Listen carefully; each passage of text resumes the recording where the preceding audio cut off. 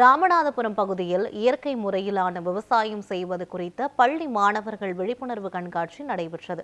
மழைநீரில் மூழ்கும் விவசாயம் காப்பது குறித்தும், மாடி தோட்டங்களில் காய்கறிகள் உற்பத்தி செய்வது குறித்தும் மாணவர்களுக்கு விழிப்புணர்வு ஏற்படுத்தப்பட்டது. இதுகுறித்து தனியார் பள்ளியின் முதல்வர் பரணி ஸ்ரீ இடம் நமது செய்தியாளர் நடத்திய கலந்துரையாடலை தற்போது பார்க்கலாம். தமிழகத்தில் மிகவும் வறட்சியான இருக்கக்கூடிய மாவட்டம் ராமநாதபுரம். இந்த ராமநாதபுரம் மாவட்டத்தில் இயற்கை விவசாயத்தை நம்பியே விவசாயிகள் வாழ்ந்து வருகின்றனர்.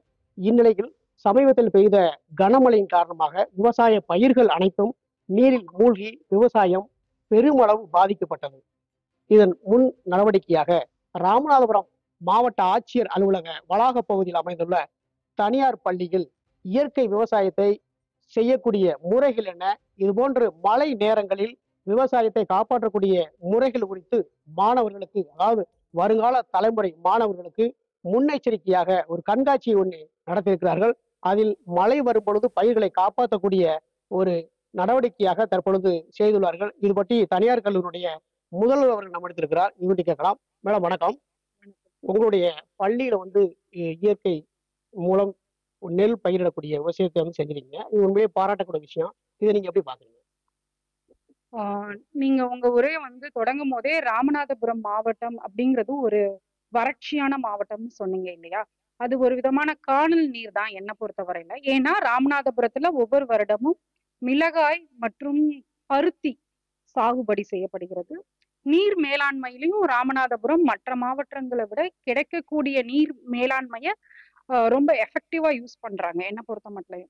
இப்போ நாங்க மாணவர்களுக்கு இந்த ஆக்வாபோனிக்ஸ் அப்படிங்கிற ஃபார்மிங் ப்ராக்டிஸ் இம்ப்ளிமெண்ட் பண்ணதுக்கான மெயின் ரீசன் என்ன அப்படின்னா, நிலத்தடி நீரை யூஸ் பண்ணாமலும் மேலும் நிலத்தை மாசுபடுத்தாமலும். இப்போ எல்லா அக்ரிகல்ச்சரல் ப்ராக்டிஸ்லையும் பார்த்தீங்கன்னா கெமிக்கல் ஃபர்டிலைசர்ஸ் ரொம்ப யூஸ் பண்றாங்க. அதனால நிலம் ரொம்ப பாதிக்கப்படுது. ஸோ நிலத்தடி நீரையும் நிலத்தையும் எஃபெக்டிவா யூஸே பண்ணாம ஆக்வாபானிக்ஸ் அப்படிங்கிறது ஃபிஷ் கல்ச்சர் மூலமா நாங்க ஒரு புதுமையான பேடி கல்டிவேஷனை எங்க பள்ளி வளாகத்துல மாணவர்கள் மூலமா இம்ப்ளிமெண்ட் பண்ணியிருக்கோம். ஸோ இந்த ஐடியா எங்க இருந்து ஸ்டார்ட் ஆனது அப்படின்னு பாத்தீங்கன்னா, எங்களோட பிஜி பயாலஜி டிபார்ட்மெண்ட்டோட head faculty mister Ilayaraja sir, அவர் தான் இந்த இனிஷியேட்டிவ்னஸை எடுத்துட்டு வந்தாரு.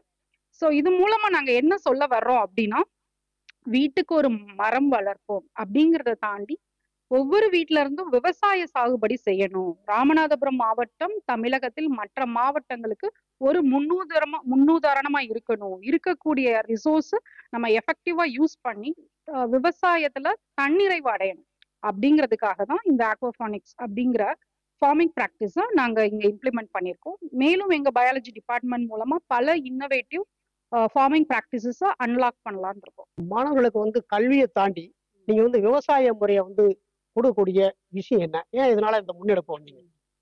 அதாவது ஃபியூச்சரோட எக்கனாமி, நம்ம நாட்டோட பொருளாதாரமா இருக்கட்டும், தனிநபரோட பொருளாதாரமா இருக்கட்டும், விவசாயத்தை சார்ந்துதான் இருக்கும் அப்படிங்கிறது ஒரு பள்ளி முதல்வராகவும் ஒரு கல்வியாளராகவும் என்னோட திறனான நம்பிக்கை. ஸோ மாணவர்கள் எல்லாருமே விவசாயத்தை பத்தி தெரிஞ்சிருக்கணும்னா நம்ம புக்ல படிச்சு தெரிஞ்சுக்கிறது இல்லை, நடைமுறையில செயல்படுத்தி தெரிஞ்சுக்கணும். ப்ராக்டிக்கல் எக்ஸ்பீரியன்ஸ், அதுதான் எங்க ஸ்கூலோட மெயின் ஸ்ட்ராட்டஜி. அப்படியாக நமது ஆசிரியர் மற்றும் பயிற்சியாளர் இளையராஜா சார் அவர் இருக்காங்க. அவங்கள்ட்ட பேசலாம். சார் வணக்கம். இந்த மாணவர்களுக்கு அதாவது இயற்கை முறையான விவசாயத்தை செய்யக்கூடிய இந்த விஷயத்த நீங்க எந்த மாதிரி மாணவர்களுக்கு கற்றுக் கொடுக்குறீங்க? இது நீர் மேலாண்மையும் பிளஸ் நில மேலாண்மை, நம்ம பள்ளி முதல்வர் சொன்ன மாதிரி ரெண்டையும் ஒருங்கிணைந்து இந்த ஒருங்கிணைந்த விவசாயம்னே சொல்லுவோம். இப்போ ஆர்கானிக் ஃபார்மிங் அப்படிங்கிற மெத்தட் இப்போ நல்லா டெவலப் ஆயிட்டு இருக்கு. மெயினா இப்போ எக்கனாமிக்கலி பார்த்தோம்னா கடைகள்ல இப்போ ஆர்கானிக் ஃபுட் அப்படின்னு சொல்லிட்டு இப்போ ஒரு பெரிய ஒரு மாஃபியாவே நடந்துட்டு இருக்கிற மாதிரி இருக்கு. இப்போ நார்மலா ஒரு கத்திரிக்காயை நம்ம கடையில வாங்குறோம் அப்படின்னா அது ஆர்கானிக்னு சொல்லிட்டு நம்மள்ட்ட விற்கிறாங்க. பட் அது ஆர்கானிக்கா இல்லையாங்கிறது நமக்கு எப்படி தெரியும்? ஸோ இந்த மாதிரி ஒரு சின்ன சின்ன இதுல நம்ம வீட்டுக்கு ஒரு விவசாயியை உருவாக்குவோம் அப்படின்னு சொன்னாங்க இல்லையா? அந்த மாதிரி இப்போ நம்ம வீட்லயே நம்ம கல்டிவேஷன் பண்ணி பண்ணோம்னா இதுல நிறைய நமக்கு பெனிஃபிட்ஸ் இருக்கு. நான் ஃபர்ஸ்ட் இது எப்படி பண்ணணுங்கிறத கொஞ்சம் எக்ஸ்பிளைன் பண்ணணும். இது நம்ம இப்போ நாங்க இங்க பண்ணியிருக்கிறது பாத்தீங்கன்னா வீட்டுல வேஸ்டா போற மெட்டீரியல்ஸ் தான். ஒவ்வொரு வீட்லயும் ஒவ்வொரு விசேஷத்துக்கு எப்படியும் ஒரு ஃபிளெக்ஸ் யூஸ் பண்ணுவாங்க இல்லையா? அந்த ஃபிளெக்ஸ் தான் நம்ம யூஸ் பண்ணிருக்கோம். அதே மாதிரி அவங்கவுங்க வீட்டுல ஏதாவது வேஸ்ட் மெட்டீரியல்ஸ் இருந்தால் அதையே யூஸ் பண்ணலாம். பாட்டில்ஸ் யூஸ் பண்ணியிருக்கோம். ஸோ இந்த மாதிரி ஒரு 10க்கு 10 ஒரு ஸ்கொயர் இடம் இருந்தாலே நமக்கு போதுமானது.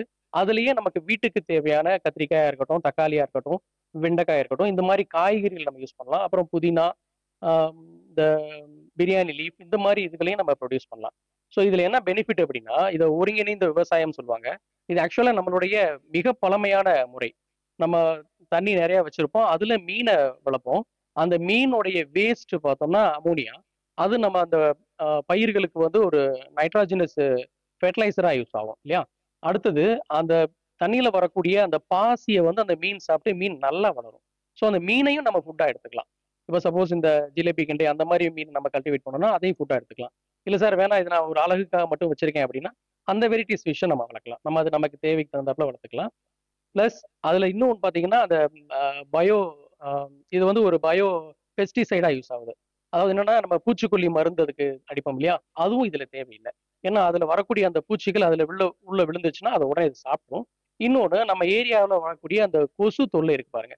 கொசு வந்து எங்க இந்த மாதிரி தண்ணி அதிகமா இருக்கோ அங்க வந்து அதை முட்டை போட்டுரும், லார்வா வளரும். இப்போ அந்த லார்வாவையும் இந்த ஃபிஷஸ் சாப்பிட்றதுனால நம்ம ஏரியாவில் இருக்கக்கூடிய அந்த கொசு தொல்லையும் இதுல வந்து ரொம்ப குறைஞ்சிரும். ஸோ இந்த மாதிரி பலவிதமான பெனிஃபிட் இருக்கு இதுல. உங்களுடைய பள்ளியில வந்து கல்வி கற்கிறதுக்கு பின்பு, தற்பொழுது வந்து கல்விக்கு பின்பு இந்த விவசாயம் குறித்து சொல்லிக் கொடுத்துருக்காங்க. இதை நீங்க எப்படி வந்து கத்துக்கிட்டீங்க? இது எப்படி பார்த்தீங்க?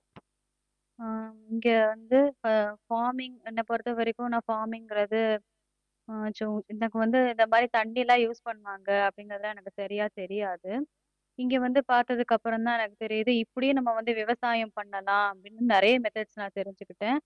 ப்ளஸ் வந்து ஃபார்மிங்கிறது இந்த இந்தியாவுக்கு மட்டும் இல்ல, இந்த உலகத்துக்கே வந்து ரொம்ப ரொம்ப அது ஒரு இம்பார்ட்டன்டான ஒரு ஆக்டிவிட்டி அப்படிங்கிறதையும் நான் தெரிஞ்சுக்கிட்டேன். ப்ளஸ் நான் இந்த ஸ்கூலுக்கு வந்து என்ன நான் வந்து ஒரு பயாலஜி ஸ்டூடெண்ட்டா நான் என்ன வந்து சொல்றேன்னா, ஆஹ் நம்ம பாடியை பத்தி படிக்கிறது மட்டும் இம்பார்ட்டன்ட் இல்ல. நம்ம சுத்தி வச்சு படிக்கிறது இம்பார்ட்டன்ட் தான். இப்ப நமக்கு வந்து சாப்பாடுங்கிறது ஒரு முக்கியமான ஒரு விஷயம். அந்த சாப்பாடு எதுல இருந்து வருது? ஃபார்மிங் பண்றதுனால தான் வருது. ஃபார்மிங்கிறது இல்லைன்னா வந்து சாப்பாட நம்மளால வந்து சாப்பிடவே முடியாது. அப்படின்னு ஒண்ணு இருக்கவே இருக்காது.